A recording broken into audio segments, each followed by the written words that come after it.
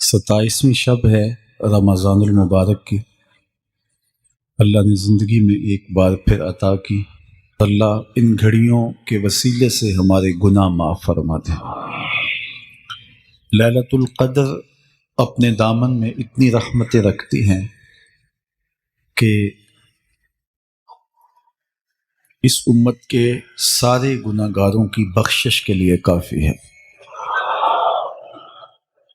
اس رات میں روح الامی اترتے ہیں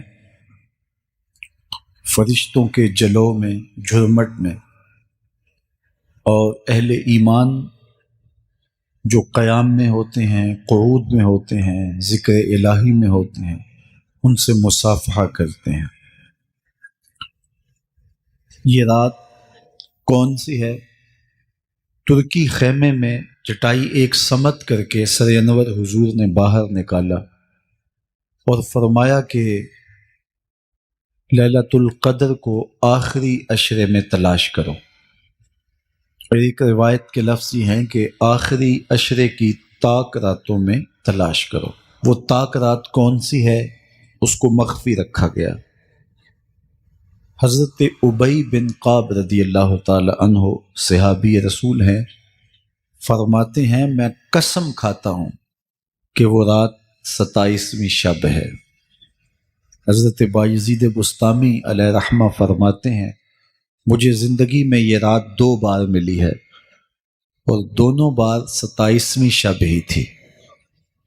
تو ہم اللہ کی بارگاہ میں امید کا دامن پھیلائے ہیں کہ یہی شب ہو اور اس کے دامن سے پھوٹتی ضیائیں ہمارے اندر کے اندھیروں کو ختم کرنے کا ذریعہ بنے۔ مجھے آپ کو اپنے معاد کی، آخرت کی فکر کرنی چاہیے۔ یہ راتیں آتی ہیں اور چلی جاتی ہیں، اور ایک وقت آئے گا کہ یہ راتیں آئیں گی اور ہم نہیں ہوں گے۔ کتنے لوگ ایسے ہیں جو پچھلے سال تھے لیکن آج نہیں ہیں، ان سے گزشتہ سالوں میں تھے، آج نہیں ہیں۔ تو اللہ ہمیں ہر سال یہ رات مبارک کرتا ہے، نصیب ہوتی ہے۔ اللہ آپ کی قسمت میں ایسی بہت ساری راتیں نصیب کرے، لیکن بہرحال ایک وقت ایسا آنے والا ہے کہ یہ راتیں تو آئیں گی لیکن ہم موجود نہیں ہوں گے۔ تو یہ جو میسر راتیں ہیں، ان کے دامن سے پھوٹتی ضیائیں ہمیں اپنے اندر سمو لینی چاہیے کہ ہم دنیا پہ نہ بھی ہوں گے تو یہاں سے جو ہم نے نور لیا ہوگا وہ قبر میں بھی چراغاں کرے۔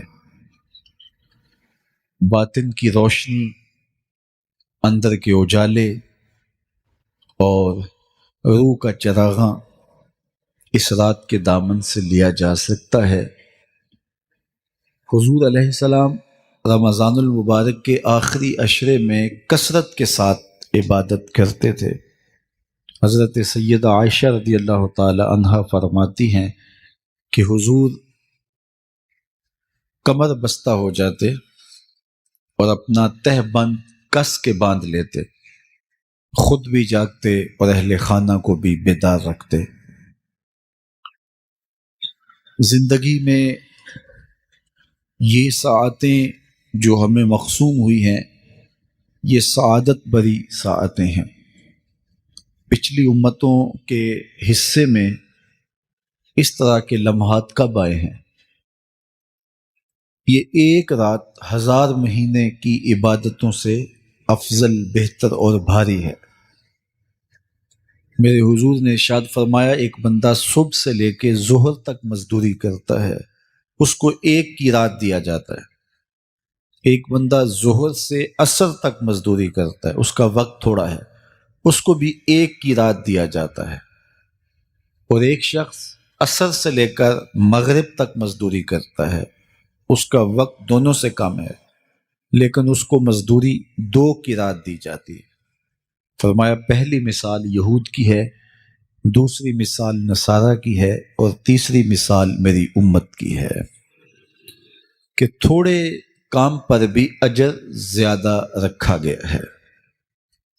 تو اس امت کو جب اتنا نوازا گیا ہے کہ ایک ایک رات اتنی برکتوں کی حامل عطا ہوئی ہے، تو پھر ہمیں بہت زیادہ کوشش کر کے برکتیں سمیٹ لینی چاہیے۔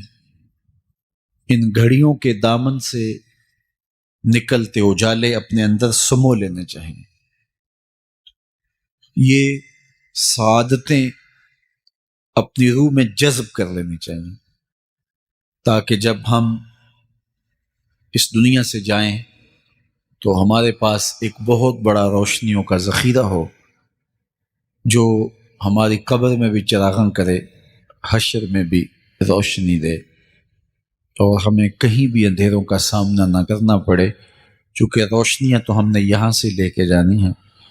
تو یہاں سے کتنی روشنیاں لے کے جاتے ہیں، یہ ہماری ہمت ہے، یہ ہماری کوشش ہے۔ اللہ نے تو لوٹ سے لگائی ہے، اس کی رحمتیں مسلسل ہمارے اوپر برس رہی ہیں، اور یہ صدقہ ہے آمنہ کے لال کا، ورنہ ہم اس قابل کہاں تھے۔ تو میں اللہ کی بارگاہ میں آپ سب کے لیے دعا گو ہوں، آپ میرے لیے دعا گو رہیں کہ اس شب نور کی برکتیں ہمیں نصیب ہوں۔ حضور نے ارشاد فرمایا، من قام لیلۃ القدر ایمانا و احتسابا غفر له ما تقدم من ذنبہ، جس نے لیلۃ القدر میں قیام کیا ایمان اور محاسبہ نفس کے ساتھ، اللہ اس کے پچھلے سارے گناہ معاف فرما دیتا ہوں۔ ام المومنین سیدہ عائشہ رضی اللہ تعالیٰ عنہ فرماتی ہیں کہ میں نے عرض کی، اے اللہ کے محبوب صلی اللہ علیہ وسلم، اگر میں لیلۃ القدر کو پا لوں تو مجھے پھر کیا دعا مانگنا چاہیے؟ تو حضور نے ارشاد فرمایا، اگر تم لیلۃ القدر پا لو تو یہ دعا مانگو، اللہم انک عفو تحب العفو فاعف عنی، اے اللہ تو معاف کرنے والا ہے، معاف کرنے کو پسند کرتا ہے، میرے معاملات سے درگزر فرما۔ تو اللہ تعالیٰ اس رات کی برکتوں سے ہمیں اپنی پناہ میں، امان میں، حفاظتوں کے حصار میں رکھے۔ ہر سال لیلۃ القدر کے موقع پر اور شب برات کے موقع پر دور و نزدیک سے آنے والے سامعین کو کتاب اللہ سے کچھ ضروری مضامین پیش کرنے کی سعادت پاتا ہوں، چونکہ مجھے پتہ ہے کہ یہاں آنے والے لوگ بڑی دور دور سے آتے ہیں اور اپنے محلوں کو، اپنی بستیوں کو، اپنے شہروں کو چھوڑ کے یہاں پہنچتے ہیں، تو ان کا ایک لمحہ بھی ضائع نہ ہو، ان کی ایک ایک ساتھ کی قدر کی جائے، اور ان کو با مقصد باتیں جو ان کی پوری زندگی میں ان کے لیے نفع کا سبب ہوں، ان کو یہاں سے دی جائیں۔ تو قرآن مجید سے بہتر اور کیا پیغام ہو سکتا ہے؟ تو انشاءاللہ آج آپ کے سامنے کتاب اللہ سے ایک مضمون رکھوں گا، اللہ کتاب و سنت کے اجالوں سے ہمارے من کے سارے اندھیرے اور ظلمتیں دور کر دے۔ سورہ القیامہ میرا آج کا مضمون ہے، جو 40 آیات پر مشتمل ہے۔ سورۃ القیامہ قیامت کے اس بات اور اس کے ہولناک منظر کی عکاسی پر مشتمل ہے۔ معاد کا یقین ہماری زندگی میں نظم پیدا کرتا ہے۔ اگر کسی قوم کو احتساب کا یقین نہ ہو تو اس کی زندگی بے ربط ہو جاتی ہے، لوٹ مار کا بازار گرم کر لیتا ہے کہ مجھے کون پوچھنے والا ہے۔ لیکن جس قوم میں احتسابی عمل مضبوط ہو، وہاں لوٹ مار کا بازار گرم نہیں ہو سکتا۔ تو دنیا کے اوپر نظم قائم رکھنے کے لیے احتسابی عمل بہت ضروری ہے۔ دنیا بھر کے دانشور یہ بات کہتے آئے ہیں۔ اگر جرائم ختم کرنے ہیں تو انصاف فراہم کرنا پڑے گا۔ اگر عدالتیں قابل فروخت مال بن جائے، تھانے بکنے لگ جائیں، تو پھر معاشرے جرائم سے پاک نہیں رہ سکتے۔ تو عدالتی نظام اگر بے لاگ ہوگا اور انصاف لوگوں کی دہلیز تک پہنچے گا تو معاشرے ستھرے اور پاکیزہ ہوں گے اور ایک خوبصورت معاشرتی نظم قائم ہوگا۔ تو احتسابی عمل اور عدالتی نظم اچھا رکھنے کے نتائج ہم اپنی آنکھوں سے دیکھتے ہیں۔ تو کیا آخرت کا احتساب ہونا ضروری نہیں، جہاں افراد کا اور قوموں کا فرد عمل پیش ہو اور پھر جزا و سزا ان کو دی جائے؟ تو اسلام نے جو معاد اور آخرت کا تصور دیا ہے، یہ فرد اور قوم کی زندگی میں ایک نظم پیدا کرتا ہے۔ لیکن ہر دور میں جو مجرم ہوتے ہیں، جن کا کام ہی لوٹ مار ہوتا ہے، وہ کبھی نہیں چاہتے کہ احتسابی عمل مضبوط ہو۔ وہ چاہیں گے کہ عدالتیں قابل فروخت جنس بن جائیں، تھانوں کی گولیاں دی جا سکیں اور انصاف کبھی بھی قائم نہ ہو۔ تو بے لاگ احتساب کا وہ کبھی بھی رواج نہیں پڑنے دیں گے۔ جو لوگ آخرت کے تصور کو جھٹلاتے ہیں، ان ساری قوموں کو دیکھ لیں جنہوں نے آخرت کو جھٹلایا۔ وہ قومیں ہیں جو برائی میں لت پت تھی اور گناہوں بھری زندگی بسر کر رہی تھی۔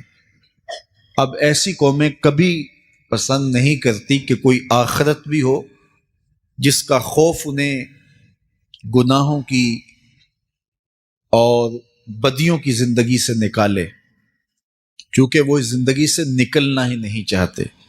تو آخرت کا وہ ڈٹ کے انکار کرتے۔ قریش مکہ نے بھی آخرت کا ڈٹ کے انکار کیا اور کہا کہ ہم آخرت کو نہیں مانتے، چونکہ اگر وہ آخرت کو مان لیتے ہیں تو پھر زندگی کی تمام تر مکاریاں، دجل و فریب، تلبیسات، لوٹ مار، ظلم و جبر جو کمزوروں پر وہ روا رکھے ہوئے تھے، اس کا جواز باقی نہیں رہتا تھا۔ تو اس لیے انہوں نے اس کا ڈٹ کے انکار کیا۔ قرآن مجید کی جتنی بھی مکی صورتیں ہیں ان میں آخرت کا اثبات کیا گیا ہے اور معاد کو ثابت کرنے کے لیے دلائل دیے گئے ہیں۔ یہ سورہ القیامہ، یہ بھی سورت نزول کے اعتبار سے مکی ہے۔ سورت کا آغاز قسم سے کیا جا رہا ہے، لا اقسم بیوم القیامہ، روز قیامت کی قسم یاد کرتا ہوں۔ اللہ تعالیٰ نے قیامت کے دن کی قسم کی۔ ولا اقسم بالنفس اللوامہ، اور قسم ہے ملامت کرنے والے نفس کی، اس جان کی قسم جو اپنے اوپر ملامت کرے۔ انسان کے اندر جو نفس ہے وہ اس کو برائی کا حکم دیتا ہے۔ حکم دینے والے کو آمر کہتے ہیں اور اسی سے مبالغہ کا صیغہ امارہ ہے، بہت زیادہ حکم دینے والا۔ تو جو نفس انسان کو برائی کا حکم دیتا ہے اس کو نفس امارہ کہتے ہیں، بہت زیادہ برائی کا حکم دینے والا۔ لیکن اللہ تعالیٰ جل شانہ دین کی برکت سے جب نفس کی اصلاح کرتا ہے تو نفس امارہ، نفس لوامہ بن جاتا ہے، جو ملامت کرتا ہے، برائی پر بندے کو روکتا ہے۔ اندر ایک جنگ چلتی ہے، بندہ گناہ کرتا ہے لیکن اندر اس کا نفس اس کو ملامت کرتا ہے کہ تم غلط کر رہے ہو۔ تو اندر جو جنگ چل رہی ہوتی ہے، نفس ملامت کر رہا ہوتا ہے، گناہ بھی چل رہا ہوتا ہے، تمام عمر طوفان سے کھیلتے گزری، نیا کے ڈوبنے کا ڈر بھی رہا۔ تو یہ اندر جو کھینچا تانی ہے، ملامت اور گناہ، پھر توبہ بھی ہوتی ہے، پھر گناہ بھی سرزد ہو جاتے ہیں۔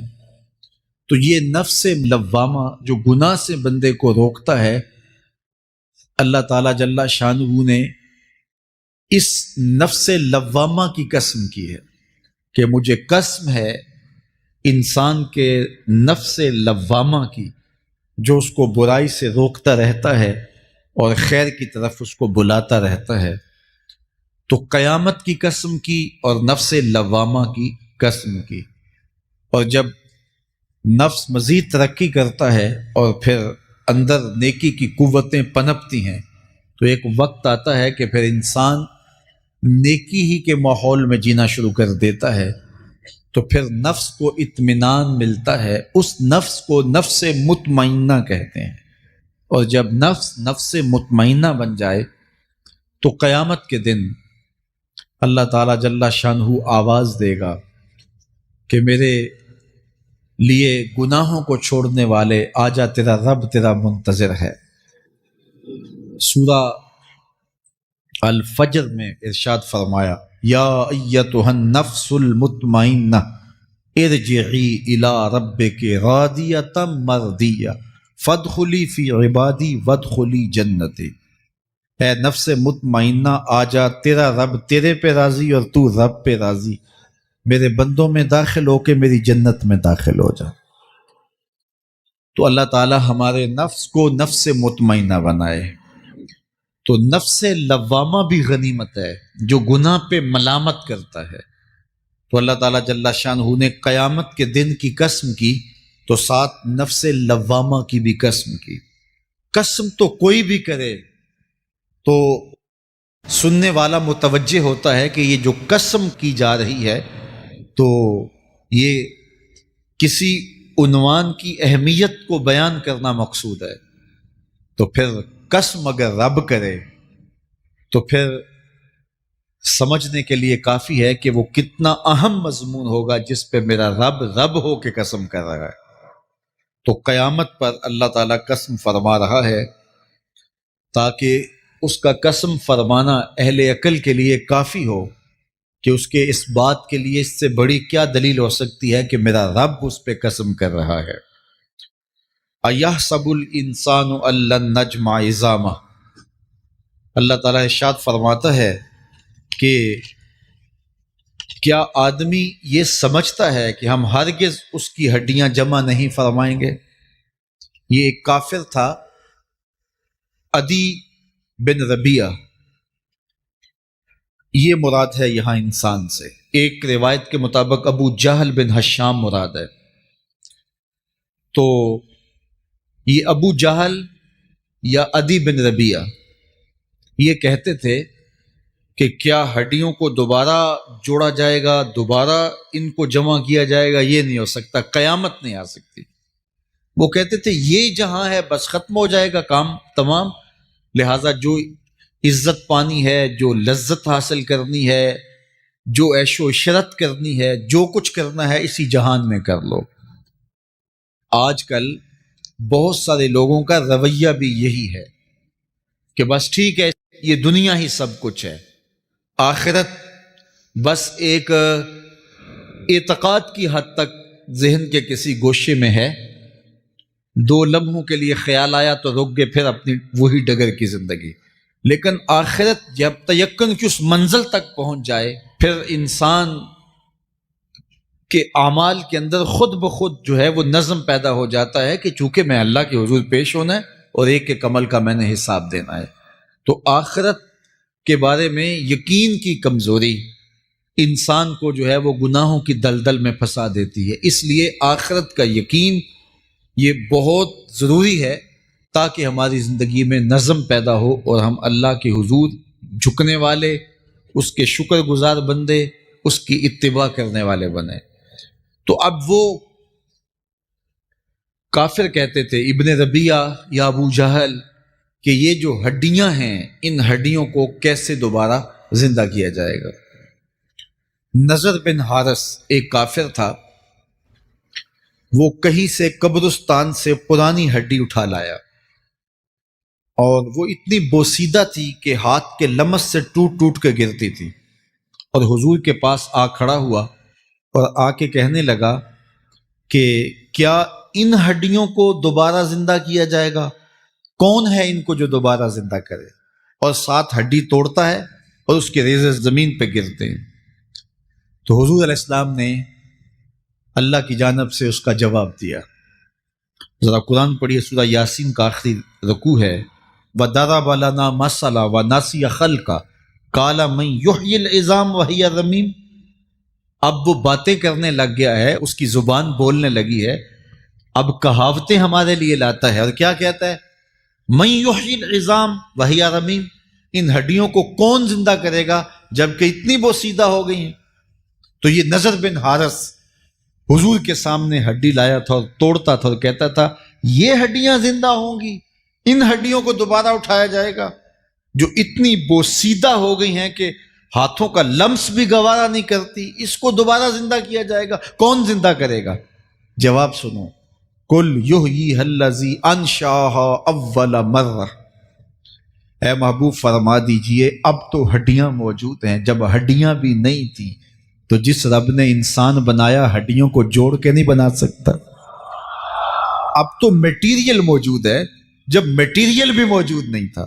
حل اتی علی الانسان حین من الدہر لم یکن شیئا مذکورا، انسان پر وہ وقت بھی آیا ہے جب یہ قابل ذکر چیز ہی نہیں تھا، اس کا نقشہ نہیں تھا، اس کی صورت نہیں تھی، اس کا میٹیریل نہیں تھا، اس کا مادہ نہیں تھا، لیکن جس نے حضرت انسان بنایا، پانی کی بوند سے تخلیق کیا، تو اب کیا وہ ہڈیوں کو جوڑ کر انسان نہیں بنا سکتا؟ تو یہ کفار بات کرتے تھے کہ نہیں نہیں نہیں، اتنی بوسیدہ ہڈیوں کو کیسے زندہ کیا جائے گا، یہ بات سمجھ میں نہیں آتی۔ پھر ان کے ذرے بکھر گئے، بعض انسانوں کو جانور چیڑ پھاڑ کے کھا گئے، کچھ وہ کھا گئے، کچھ ہڈیاں پڑی رہ گئیں، کچھ ان کی ہڈیاں راکھ بن کے اڑ گئیں۔ تو کیسے ہو سکتا ہے کہ ان کو دوبارہ زندہ کیا جائے، ان کے اجزاء جوڑے جائیں؟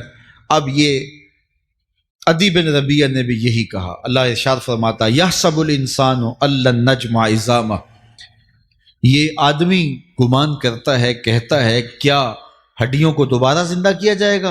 اللہ فرماتا ہے کیوں نہیں، ہم اس بات پہ قادر ہیں کہ اس کے انگلیوں کے پور پور کو دوبارہ کھڑا کر دیں، اور اس کے اجزاء جو بکھرے ہوئے ہیں ان کو ہم اکٹھا کر کے دوبارہ ان کو جوڑ دیں، ہمارے لیے کوئی مشکل نہیں ہے۔ لیکن یہ اس کا خیال ہے کہ ہڈیوں کو کیسے جوڑا جائے گا، لیکن سورہ یاسین میں جو دلیل دی اس پہ کس قدر جو ہے وہ اشش کرنے کو جی چاہتا ہے۔ فرمایا کہ قل یحییھا الذی انشأھا اول مرہ، یہ کہتے ہیں یہ ہڈیاں کون جوڑے گا؟ کہا جب ہڈیاں بھی نہیں تھی، جس نے ہڈیاں بنائی اس کے لیے جوڑنا کیا مشکل ہے؟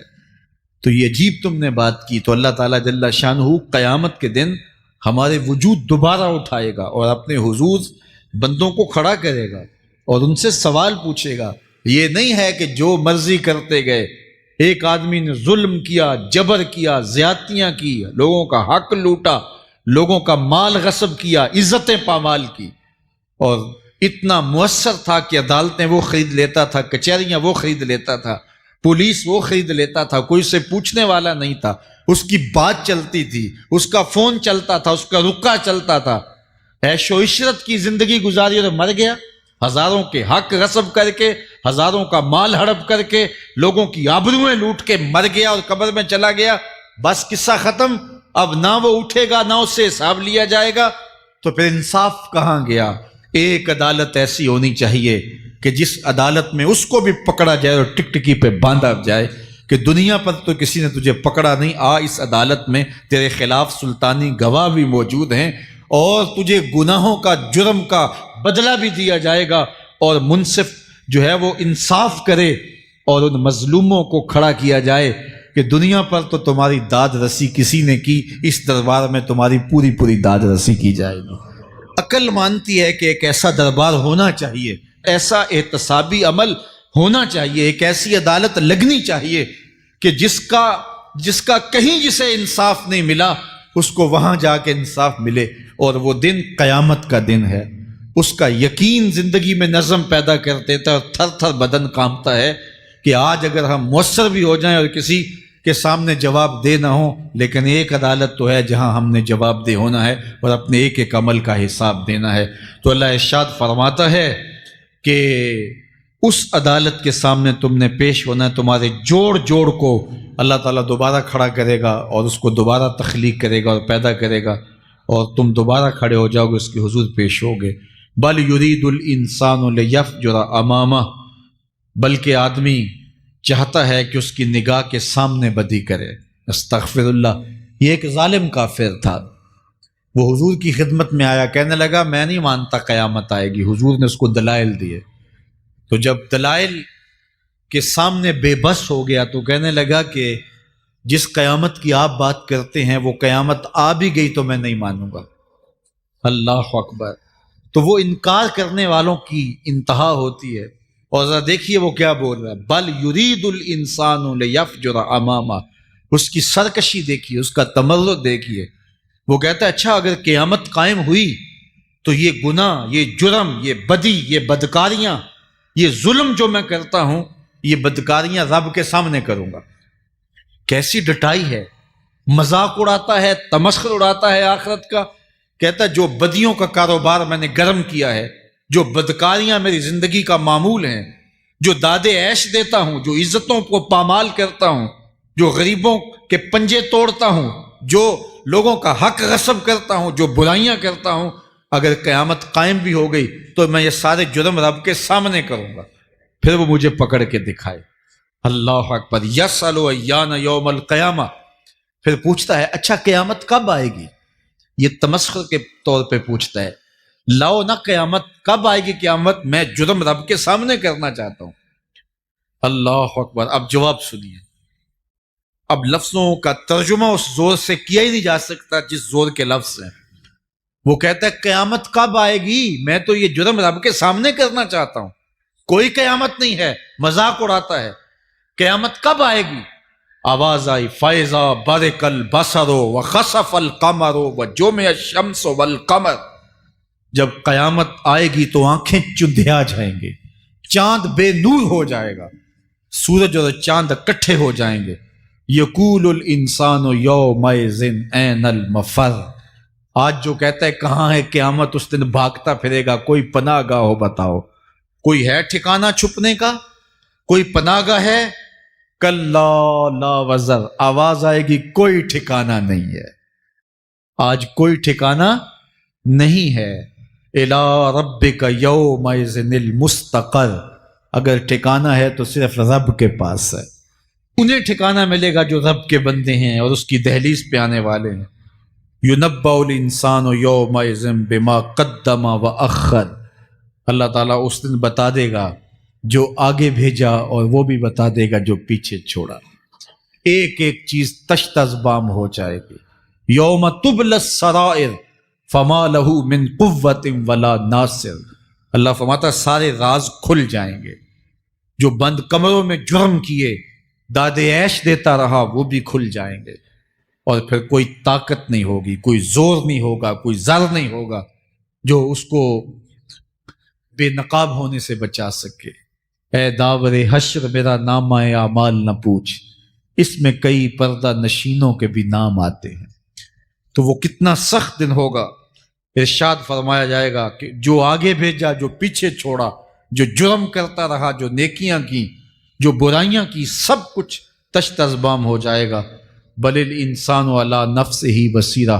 بلکہ آدمی خود اپنے حال پر اچھی طرح خود آگاہ ہے۔ ہم اسے نامہ اعمال کے دفتر دیں گے جہاں سب کچھ لکھا ہوگا۔ قرآن بتاتا جب نامہ اعمال سامنے آئے گا تو وہ بے ساختہ پکار اٹھے گا، ما لہذا الکتاب لا یغادر صغیرۃ ولا کبیرۃ الا احصاها، ہائے اس کتاب کو کیا ہوا، اس نے چھوٹی بڑی کوئی بات نہیں چھوڑی، سب کچھ لکھ دیا۔ نامہ اعمال سامنے ہوگے، زمین بولے گی، ہاتھ پاؤں بولیں گے، فرشتے بولیں گے، کرامن کاتبین بتائیں گے یہ کیا کیا جرم کرتا رہا، کیا کیا گناہ کرتا رہا۔ تو اس دن ہر شے سامنے آ جائے گی، تو یہ تو ثبوت ہوں گے ہی ہوں گے، لیکن اللہ فرماتا ہے ثبوت تو اپنی جگہ، لیکن بل الانسان علی نفسہ بصیرہ، کیا انسان کو خود نہیں پتا کہ وہ کہاں کھڑا ہے؟ اس کو اپنے جرائم کی فہرست خود یاد ہے، اس کے ضمیر پہ خود اس کا بوجھ موجود ہے، اسے یہ نامہ اعمال نہ بتاتے، فرشتے نہ بتاتے، پھر بھی اسے پتا تھا کہ میں کیا ہوں اور کہاں میں نے جرم کیا ہے۔ وَلَوْ أَلْقَى مَعَاذِيرَهُ، اللہ اکبر، اگر اس کے پاس جتنے بہانے ہوں سب لا ڈالے، جب بھی کوئی اس کا بہانہ نہیں سنا جائے گا۔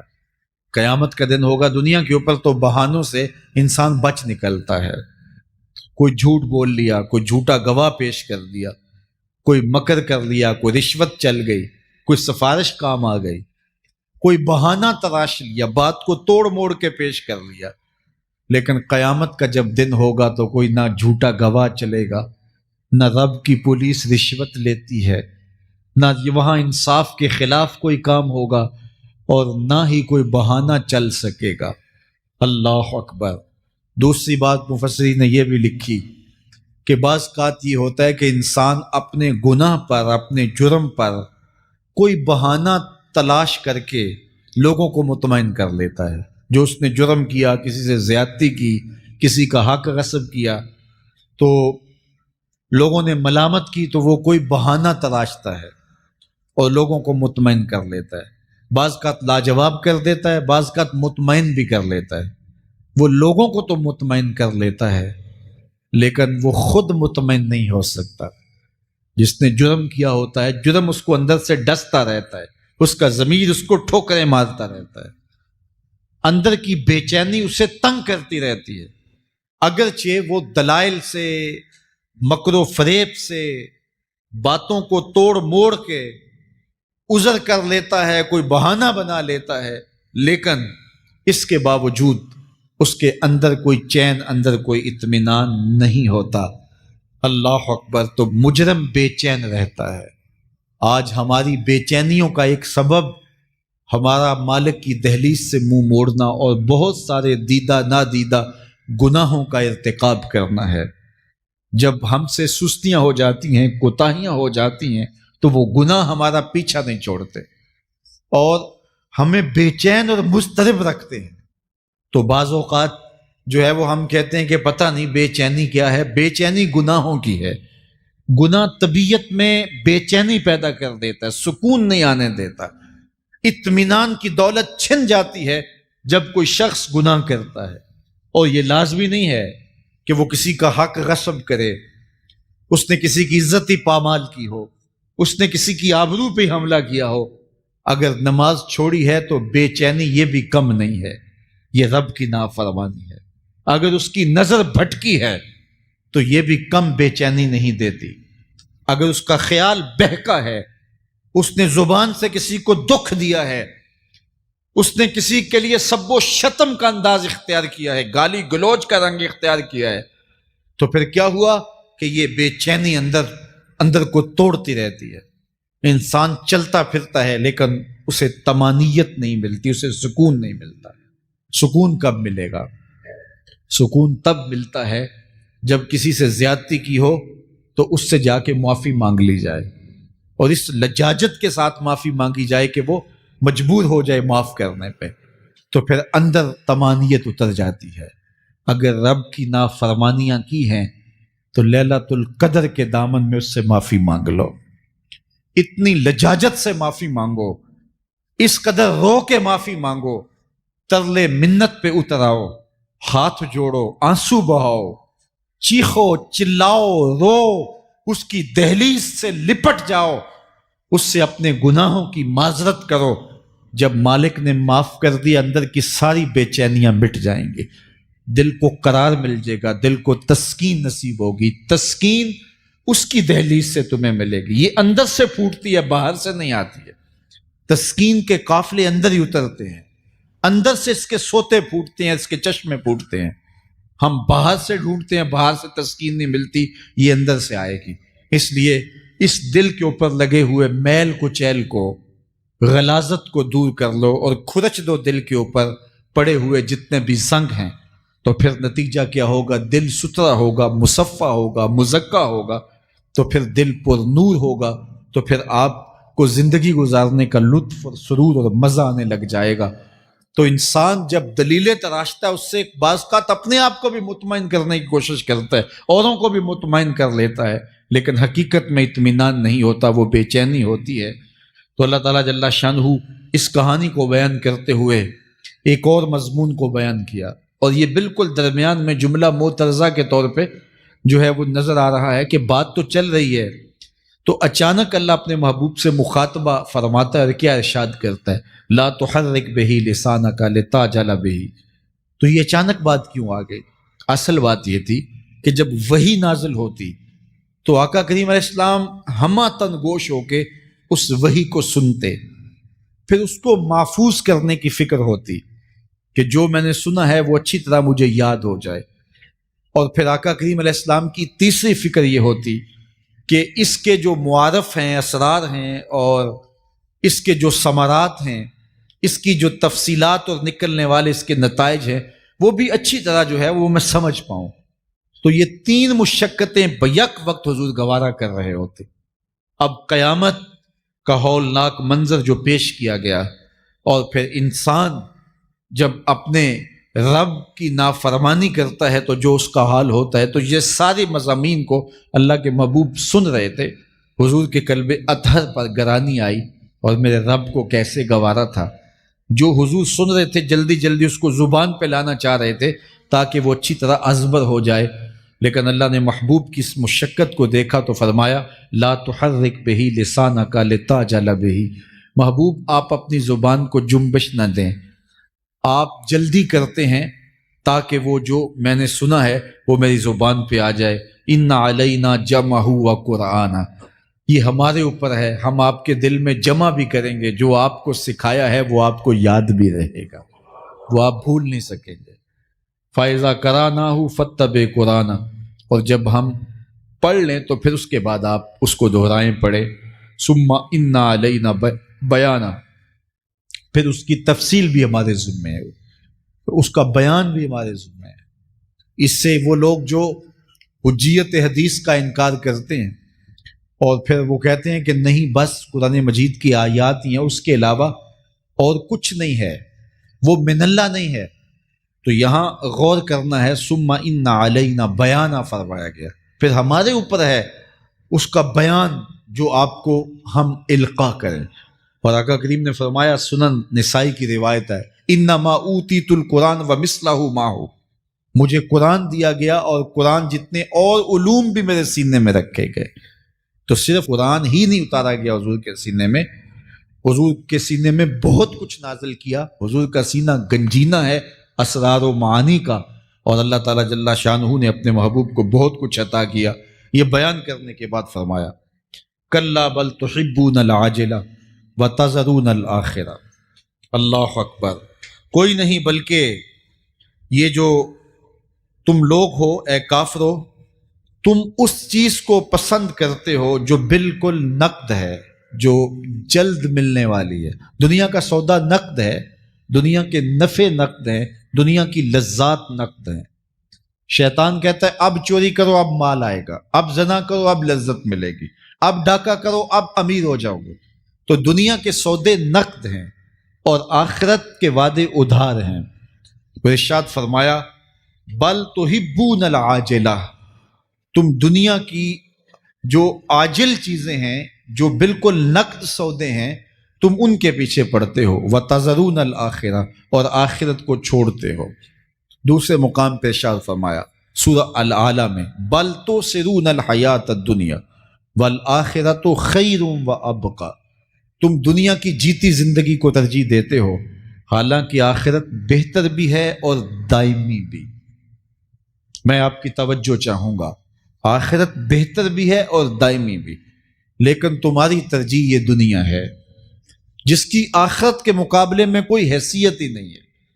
حضور نے ارشاد فرمایا، اگر کسی کو جنت میں ایک کوڑا رکھنے کی جگہ مل جائے، ایک ڈنڈا رکھنے کی جگہ مل جائے، دنیا و ما فیہا کی دولتوں سے وہ زیادہ قیمتی ہے۔ 7 براعظموں پہ پھیلی ہوئی کائنات، سمندروں کی تہوں میں قیمتی موتی، پہاڑوں کے دامن میں قیمتی معدنیات، مالیاتی اداروں کے پاس سرمائے، لوگوں کے پاس دولت کے انبار، یہ سارے اکٹھے کر لیے جائیں اور ان کی قیمت لگائی جائے، اور جنت میں ایک ڈنڈا رکھنے کی جگہ، ایک عصا رکھنے کی جگہ، ایک کوڑا رکھنے کی جگہ، وہ جگہ پھر بھی زیادہ قیمتی ہے۔ پراپرٹی ویلیو ہوتی ہے نا، وہ کہتے ہیں کہ دور دراز دیہات سے 10 ایکڑ فروخت کریں تو یہاں ہمارے بائی پاس پہ اگر لیں تو 1 کنال جگہ آئے گی، 10 ایکڑ فروخت کر کے یہاں 1 کنال ملے گی۔ اور اگر آپ مزید اس کو فروخت کر کے مزید جو ہے وہ کسی مہنگے علاقے میں چلے جائیں تو ہو سکتا ہے 2 مرلے اس 10 ایکڑ کے مقابلے میں آئیں۔ تو اس طرح مختلف جگہوں کی پراپرٹی ویلیو ہوتی ہے۔ اللہ کے محبوب جنت کی پراپرٹی ویلیو بتا رہے ہیں۔ 7 بر اعظموں پہ پھیلی ہوئی کائنات کو ایک پلڑے میں رکھیں، پوری دنیا کے اندر جو سرمائے ہیں، جو ماضی میں سرمائے لوگوں نے خرچ کر لیے، جو حال میں موجود ہیں، جو آنے والے ادوار میں لوگوں کے پاس آئیں گے، قارون کا خزانہ اور سرمائے سارے اکٹھے کر کے ایک پلڑے میں رکھ دیں، جنت میں ایک عصا رکھنے کی جگہ پھر بھی زیادہ قیمتی ہے۔ تو پھر دنیا کی آخرت کے مقابلے میں قیمت کیا ہوئی؟ دنیا کی جنت کے مقابلے میں ویلیو کیا ہوئی؟ اور جنت میں سب سے کم جگہ کس کو ملے گی؟ جو سب سے آخر میں جائے گا۔ ظاہر ہے سب سے کم جگہ اسی کے پاس ہوگی جو سب سے آخر میں جہنم کے دھکے کھا کھا کے، رگڑے سہ سہ کے پھر آخر میں جنت میں جائے گا۔ سب سے تھوڑی جگہ اس کے پاس ہوگی۔ حدیث پاک میں آتا ہے، بخاری میں آتا ہے، حضور نے ارشاد فرمایا کہ جب جہنم سے آخری جہنمی نکالا جائے گا تو اللہ تعالیٰ اسے پوچھے گا، بتا تیری کوئی آرزو؟ تو وہ کہے گا، مالک یہ آرزو ہے، یہ آرزو ہے، مختلف آرزویں بتائے گا۔ اللہ فرمائے گا، لکا ما تمنیتا، جو تو نے آرزو کی جا جا تجھے میں نے عطا کر دی، اب جنت میں چلا جا۔ تو اس کی تو توقع یہ ہوگی کہ سایہ دیوار جنت میں جگہ مل جائے تو غنیمت ہے، اور اگر جنت کے اندر جاؤں تو کوئی جھونپڑا مل جائے 2 مرلے کا تو وہ بھی کافی ہے۔ لیکن اللہ اسے کتنی جگہ دے گا؟ اللہ فرمائے گا، جا جنت میں، تیرے لیے جنت میں دنیا سے 10 گنا جگہ ہے۔ 7 بر اعظموں کو 10 سے ضرب دے تو کہا کہ دنیا سے 10 گنا جگہ تیرے لیے۔ اس کو یقین ہی نہیں آئے گا، وہ کہے گا، اتسخر وانت الملک، میرے رب تو بادشاہ ہو کے مجھ سے مذاق کر رہا ہے؟ اللہ فرمائے گا، نہیں، تیرے لیے 10 گنا جگہ ہے، اور اس کے لیے 10 گنا جگہ ہوگی جو سب سے آخر میں جنت میں جائے گا۔ میں آپ کی توجہ چاہوں گا، جو آخری جنتی ہے اس کے پاس کتنی جگہ ہوگی، کتنی پراپرٹی ہوگی؟ آج تو 2 10 20 50 مربع کسی کے پاس ہوں تو وہ اتراتا ہوا چلتا ہے کہ میں اتنا بڑا ذمہ دار ہوں۔ جنت میں آخری جنتی کی جگہ کتنی ہوگی؟ دنیا سے 10 گنا جگہ۔ تو داتا گنج بخش علی حجویری کی جاگیروں کا عالم کیا ہوگا؟ بابا فرید الدین گنج شکر کی جاگیروں کا عالم کیا ہوگا؟ پھر اصحاب رسول کی جاگیروں کا عالم کیا ہوگا؟ قیمتی کتنی جگہ کہ ایک ڈنڈا رکھنے کی جگہ مل جائے، دنیا و ما فیہا سے وہ قیمتی، اور وہ قیمتی جگہ دنیا سے 10 گنا جگہ اس کو دی جائے گی جو سب سے آخر میں جائے گا۔ تو مجھے بتائیے، اس سے بڑا بے وقوف کوئی ہے جو آخرت کو برباد کر کے دنیا کا سودا کرتا ہے؟ بل تؤثرون الحیات الدنیا والآخرۃ خیر وابقی، کہا آخرت بہتر بھی ہے اور دائمی بھی ہے، نہ ختم ہونے والی زندگی ہے۔ تو یہاں بھی ارشاد فرمایا، کلا بل تحبون العاجلہ وتذرون الآخرہ، تم نقد کے پیچھے دوڑتے ہو، آخرت جو ادھار ہے اس کی پرواہ نہیں کرتے ہو۔ یہ نقد تمہیں مل بھی جائے، پہلی تو بات ہے ملتی نہیں ہے، دنیا تمہارے آگے بھاگتی ہے اور تم پیچھے بھاگ رہے ہو. کچھ حصہ تمہیں مل بھی گیا تو وہ کتنے سالوں کے لیے؟ 60 سال 70 سال، یہ تو بڑی لمبی زندگی ہے. ہمارے ہاں 45 سال ایوریج نکالی گئی ہے. 60 سال بھی کوئی جی لے، 70 سال بھی کوئی جی لے، کیا حیثیت ہے آخرت کے مقابلے میں؟ آخرت کا ایک دن یوم حشر قرآن بتاتا ہے 50,000 سال کا ہوگا. 50 سال کا نہیں، 100 سال کا نہیں، 50,000 سال کا ایک دن. پھر اس کے بعد نہ ختم ہونے والی زندگی. مینڈے کی شکل میں موت کو بھی ذبح کر دیا جائے گا. موت کو بھی موت آ گئی، اب موت نہیں ہے. نہ ختم ہونے والی زندگی. اور جو جنت میں چلا گیا سب سے آخر میں جانے والے کی یہ جائیدادیں. تو اصل زندگی تو آخرت کی زندگی ہے. کلا بل تحبون العاجلہ وتذرون الآخرہ. یہ تو ایک سودا ہے. اب اللہ تعالیٰ ایک اور چیز بتا رہا ہے، ذرا غور کیجئے. دنیا کی محبت دل میں ایسی پیدا ہو گئی کہ ہمیں سال کے بعد ماہ سیام میں مسجد میں آنا نصیب ہوتا ہے، اور ہم اپنی ہی دنیا میں مگن ہیں کہ یہی دنیا سب کچھ ہے. یہ کائنات بھی دیکھو، میرا رب بیان کر رہا ہے وجوہ یومئذ ناظرہ الی ربہا ناظرہ.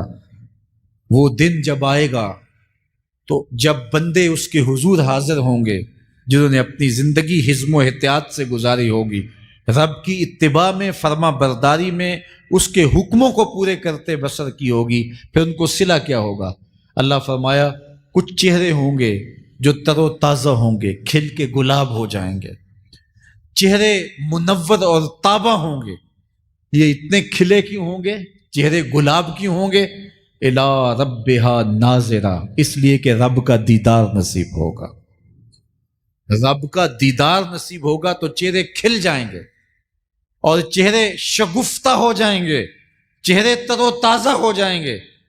یار کوئی پرانا دوست مل جائے اور آپ سخت صدمے کے ماحول میں ہوں، وہ اچانک اسے دیکھ لیں تو آپ کا چہرہ کھل جاتا ہے اور آپ کا چہرہ گلاب بن جاتا ہے. تو پھر کیا منظر ہوگا؟ دنیا کے تھکے ہوئے لوگ، جنگوں کے ستائے ہوئے لوگ، بدر، احد، حنین اور کربلا کی سختیاں گوارا کیے ہوئے لوگ، تہجد کے اندر لمبا قیام کر کے راتوں کی تنہائیوں کے تھکے ہوئے لوگ، حلال کھایا حرام نہیں کھایا اور دنیا سے پیچھے رہ گئے، دنیا آگے چلی گئی اور یہ حلال کی تلاش میں بظاہر پیچھے رہ گئے.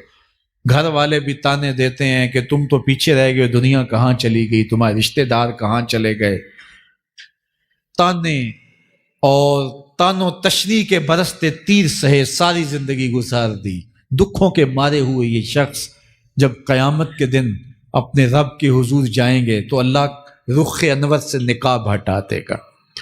پھر کیا ہوگا؟ اللہ کا دیدار ہوگا تو یہ چہرے کھل جائیں گے، ساری تھکن اتر جائے گی، جنم جنم کی ساری تھکن اتر جائے گی اور چہرے شگفتہ گلاب بن جائیں گے. اللہ فرمائے گا دیکھو ان کے چہرے کیسے کھلے ہوئے. وجوہ یومئذ ناظرہ الی ربہا ناظرہ. یہ تو خوش نصیب لوگوں کے چہرے ہیں. ووجوہ یومئذ باسرہ. اور پھر اس دن کچھ منہ بگڑے ہوئے ہوں گے. کیسے بگڑے ہوں گے؟ پاؤں میں درد ہو تو چہرے پر بگاڑ ہوتا ہے، پیٹ میں درد ہو تو چہرہ اچھا دکھائی نہیں دیتا، کان میں درد ہو، آنکھ میں درد ہو، سر میں درد ہو تو چہرہ بگڑ جاتا ہے. اور ان کے چہرے اتنے بگڑے ہوں گے، کوئی آنے والا خوف طاری ہو تو چہرے بگڑ جاتے ہیں. اور انسان کے چہرے کی ہوائیاں اڑی ہوتی ہیں، اب ان کے چہروں کی ہوائیاں اڑی ہوں گی. کیوں؟ قرآن بتاتا ہے تظن ان یفعل بہا فاقرہ. یہ ڈر رہے ہوں گے کہ ہمارے ساتھ اب جو سلوک ہونے والا ہے وہ کمر کی ہڈی توڑ دے گا.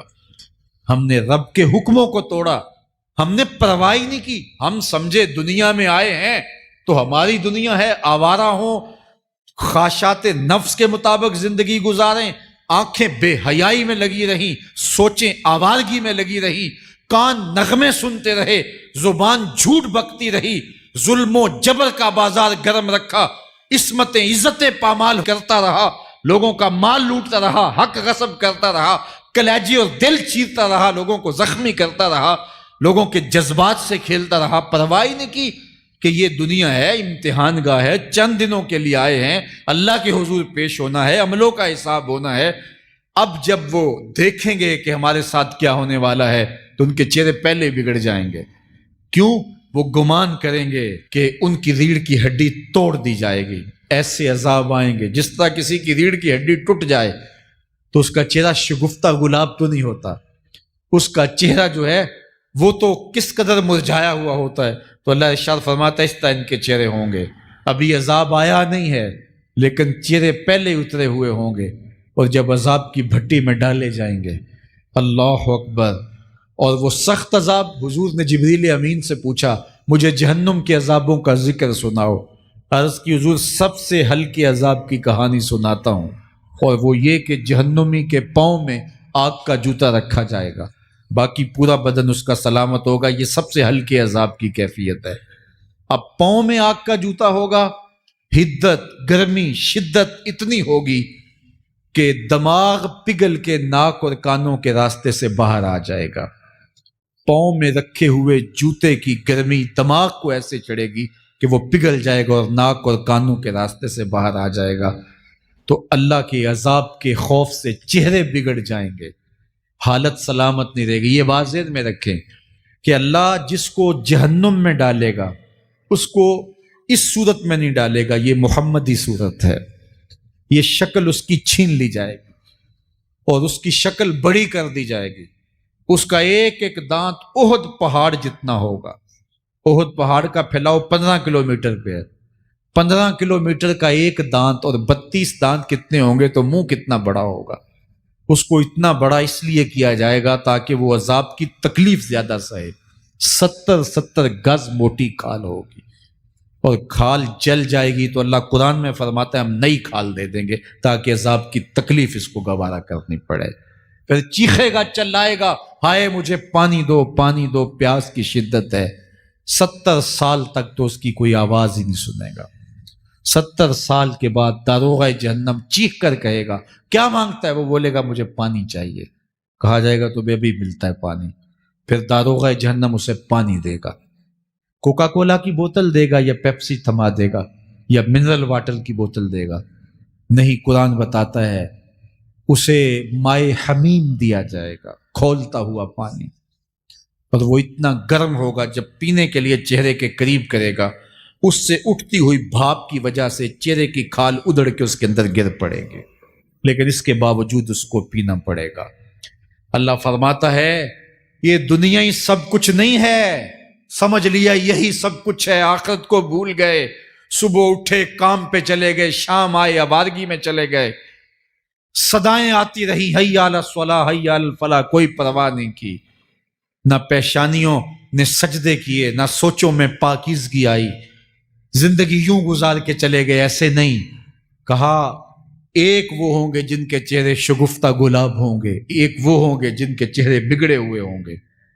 اللہ اکبر، کلا اذا بلغت التراقی، یہ تو قیامت کا منظر ہے نا، قیامت سے قبل بھی ایک منظر ہے، اللہ اس منظر کو بھی بیان کر رہا ہے، کلا اذا بلغت التراقی، ہاں جب جان گلے کو پہنچ جائے گی۔ اے انسان تیرے اوپر وہ گھڑی بھی آنے والی ہے، وہ وقت بھی آنے والا ہے جب سانس اس ہنسلی میں اٹک جائے گا، جب سینے سے بھی سانس اوپر چلی گئی، اب ڈاکٹر بھی لا علاج قرار دے رہے ہیں کہ اب علاج نہیں رہا ہے، جان بس اب نکلنا چاہ رہی ہے، اور کہا جائے گا کوئی جھاڑ پھونک والا بلاؤ۔ اب ڈاکٹروں نے تو جواب دے دیا، اب سانس اٹک گئی گلے میں، چند لمحوں کی مہمان ہے۔ اب ڈاکٹروں نے کہا اب ہماری جانب سے لا علاج ہو گیا، اب لے جاؤ اس کو گھر یا وینٹیلیٹر پہ ڈال دیتے ہیں اس کو، بس اب ہماری جانب سے کوئی اس کا علاج نہیں ہے۔ اب گھر والے روتے ہیں، کہتے ہیں کوئی جھاڑ پھونک والا لاؤ، کوئی دم والا لاؤ، شاید وہ کوئی دم کرے تو اس کی جان میں جان آ جائے۔ ڈاکٹروں نے تو لا علاج قرار دے دیا۔ وَظَنَّ عَنَّهُ الْفِرَاقُ، اللہ فرماتا ہے یہ تو جھاڑ پھونک والے کو ڈھونڈ رہے ہیں، لیکن جس کی سانس یہاں اٹکی ہے وہ سمجھ گیا ہے اب موت آ گئی ہے، اس کو یقین ہو گیا ہے کہ اب موت کے لمحے آ گئے ہیں، اب میں بچ نہیں پاؤں گا، اب آنکھیں تاڑے لگی ہوئی ہیں، والتفت الساق بالساق، پنڈلی پہ پنڈلی چڑھ رہی ہے۔ جب موت آ جاتی ہے تو پھر پنڈلی سے پنڈلی لپٹ جاتی ہے، اس کو پھر جدا کرتے ہیں اور جدا کر کے دونوں انگوٹھے باندھ دیتے ہیں تاکہ پنڈلی کے اوپر پنڈلی نہ چڑھے۔ اللہ وہ منظر بیان کرتا ہے، صاحب یہ وقت آنے والا ہے جب دونوں انگوٹھے باندھ دیے جائیں گے، جب ناک میں روئی ٹھونس دی جائے گی، جب چٹے لباس میں کفن دیا جائے گا، جب غسال کے سامنے بے بس پڑے ہوں گے، وہ چاہے یہ بازو اٹھائے چاہے یہ بازو اٹھائے، گرم پانی ڈالے یا سرد پانی ڈالے، جب بس پڑے ہوئے ہوں گے جو ہے وہ غسل دینے والوں کے، اور ناک میں روئی ہوگی اور دونوں انگوٹھے آپس میں بندھے ہوں گے، یہ محل، یہ ماڑی، یہ کوٹھیاں، یہ بنگلے جس کو سویر شام لگ کے حلال حرام کی تمیز کیے بغیر بنایا تھا، غوث اعظم رضی اللہ تعالیٰ عنہ بولے مکان بنا رہا ہے، بسیں گے اور حساب تو جا کے دے گا، اور یہ تو ایک رات بھی تجھے اس گھر کے اندر نہیں رکھیں گے کہ چلو ایک رات مہمان رکھ لیں، کہتے ہیں نہیں نہیں مہمانوں نے بھی جانا ہے تو جلدی کرو اس کو سپرد کراؤ، وہ تو تیرا لباس بھی پھاڑ کے اتاریں گے، خود غسل دینے کے لیے تیار بھی نہیں ہے، تجھ سے خوف آنے لگا ہے، جاندی واری ڈرونا بنے ہوتے، ہاتھ نہ لاندے ڈر دے، جنہ لئی تو پاپ کمائے اج کتھے نہیں تیرے کر دے۔ آج تو وہ تیرے ساتھ تجھے غسل دینے کے لیے آمادہ نہیں ہے۔ والتفت الساق بالساق، جب پنڈلی پہ پنڈلی چڑھنے لگ جائے گی، اِلَىٰ رَبِّكَ يَوْمَئِذٍ الْمَسَاقُ، اس دن تیرے رب کی طرف ہی لوٹ کے جانا ہے۔ فَلَا صَدَّقَ وَلَا صَلَّىٰ، اس نے نہ تو سچ مانا اور نہ نماز پڑھی، وَلَٰكِنْ كَذَّبَ وَتَوَلَّىٰ، ہاں جھٹلایا اور منہ پھیر کے چل پڑا۔ ثُمَّ ذَهَبَ إِلَىٰ أَهْلِهِ يَتَمَطَّىٰ، پھر اپنے گھر کو اکڑتا ہوا چلا۔ اولا لک فاولا ثم اولا لک فاولا، تیری خرابی آ پہنچی، ہاں تیری خرابی آ پہنچی۔ ایحسب الانسان ان یترک سدی، انسان دنیا میں یہ گمان کرتا ہے اس کو سدا چھوڑ دیا جائے گا۔ سدا عربی میں ایسے اونٹ کو کہتے ہیں جس کی مہار کسی کے ہاتھ میں نہ ہو، شترے بے مہار، جہاں مرضی جس گھاٹ سے چاہے پانی پیے، جہاں سے مرضی چارہ لے، تو شترے بے مہار کو کہتے ہیں سدا۔ تو یہ انسان بھی گمان کرتا ہے کہ میں بھی سدا ہوں، مجھے کوئی کیوں پوچھے، میرے جذبات پہ کوئی کیوں قدغن لگائے، مجھے کیوں روکے کوئی۔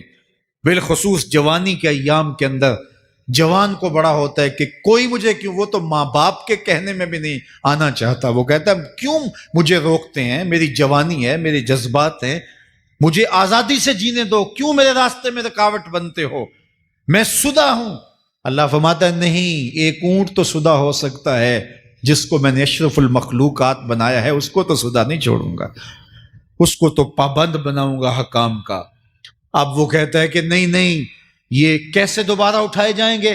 اب دوبارہ وہی بات پھر آ گئی، الم یک نطفۃ من منی یمنی، اللہ فرماتا ہے ایک بوند تھی نا، پانی کا ایک قطرہ تھا جو رحم مادر میں رکھا گیا، ثم کان علقہ، پھر وہ پانی کا قطرہ لوتھڑا بنا، فخلق فسوی، پھر اللہ نے اسے پیدا فرمایا اور پھر ٹھیک ہموار کیا، فجعل منہ الزوجین الذکر والانثی، پھر اس سے وہ جوڑ بنائے، کوئی مرد بنایا کوئی عورت بنائی۔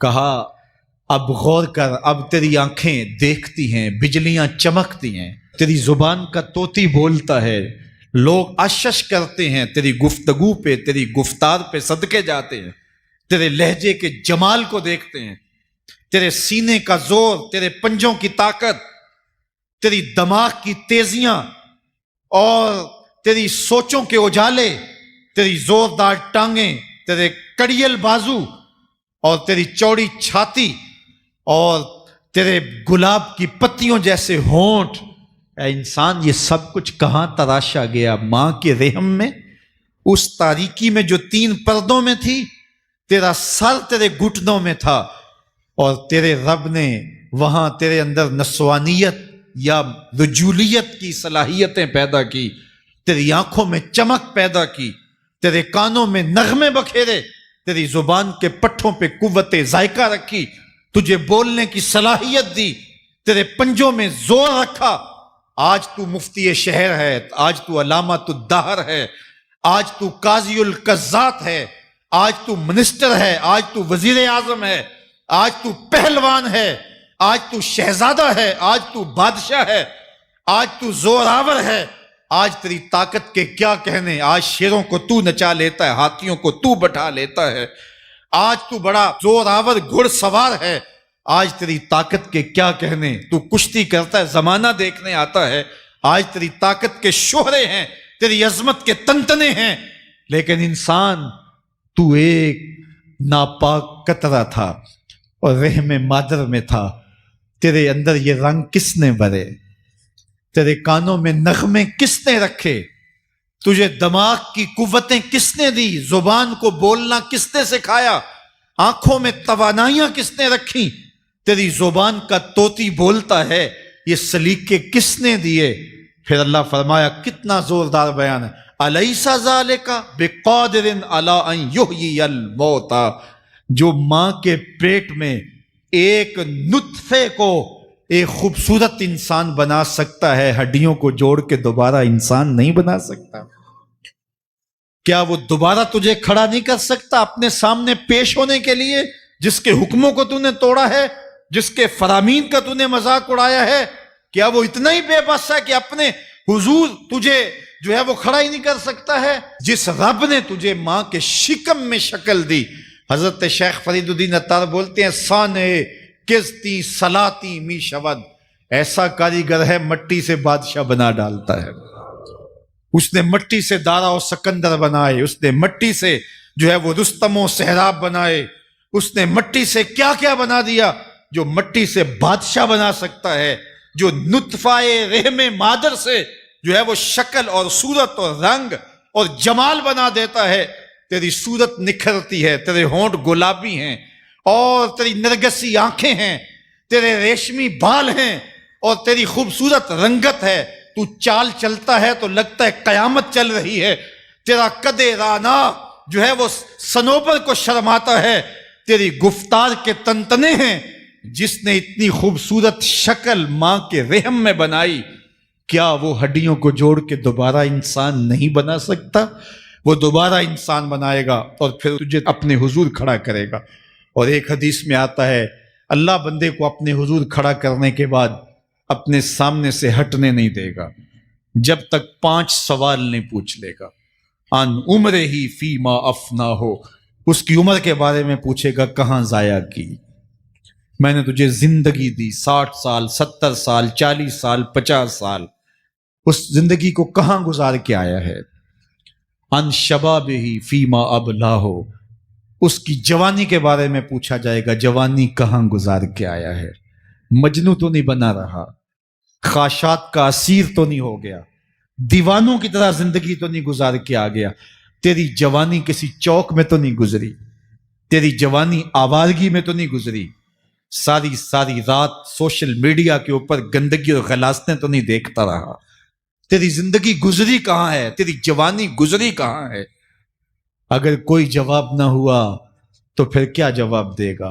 اور وہ کتنا خوش نصیب ہوگا جو کہے گا، مالک میری جوانی سجدوں میں گزری، میری جوانی قیام میں گزری، میری جوانی رکوع میں گزری۔ میرے حضور فرماتے ہیں، سبعۃ یظلھم اللہ فی ظلہ یوم لا ظل الا ظلہ، 7 اشخاص ایسے ہیں قیامت کے دن جب کوئی سایہ نہیں ہوگا، اللہ ان 7 کو اپنے عرش کا سایہ دے گا۔ ان میں سے دوسرا شخص میرے حضور نے بیان فرمایا، وشاب نشأ فی عبادت اللہ، وہ جوان جس کی جوانی اللہ کی عبادت میں گزری۔ جوانوں، اپنی زندگی کو مالک کی دہلیز پہ لے آؤ۔ جوانی وہی ہے جو مالک کی چوکھٹ پہ گزرے۔ اپنے دل کا تعلق جوڑو، عشق کرنا ہے تو پھر آمنہ کے لال سے کرو، محبت کا رشتہ ان سے جوڑو، تعلق کا ربط ان سے قائم کرو، جوانی کو دین کی راہ پہ ڈالو۔ اللہ اکبر، سنو میرے حضور کا فرمان، انا حبیب اللہ، میں اللہ کا حبیب ہوں۔ پھر فرمایا، الشاب التائب حبیب اللہ، جو جوان جوانی میں توبہ کرے وہ بھی اللہ کا حبیب ہے۔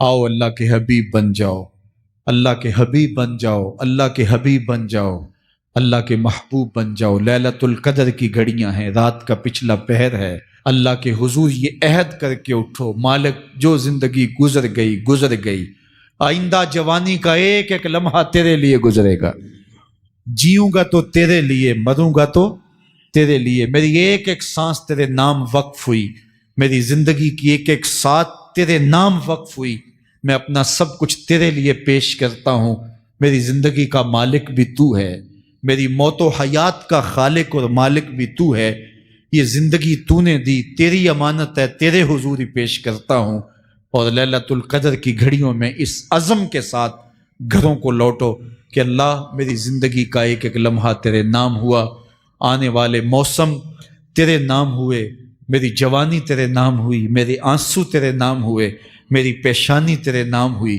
میرے دل کی دھڑکن تیرے نام ہوئی، میری صلاحیتیں تیرے نام ہوئی، میری زبان بولے گی تو تیری تسبیح بولے گی، تیرے ذکر کے ترانے پڑے گی، میرے کان سنیں گے تو قرآن کے نغمے سنیں گے، میری آنکھیں دیکھیں گی تو مالک تیری قدرت کی نشانیاں دیکھیں گی، تیرے رسول کا روضہ دیکھیں گی، تیرا کعبہ دیکھیں گی، مالک میری زبان سچائی کے نور سے مالا مال ہوگی اور میں ساری زندگی تیرے نام کرتا ہوں، اور جب آپ اپنی ساری زندگی اللہ کے نام کر دیں گے تو پھر وہ پوری کائنات تمہارے نام کر دے گا، کی محمد سے وفا تو نے تو ہم تیرے ہیں، یہ جہاں چیز ہے کیا لوح و قلم تیرے ہیں۔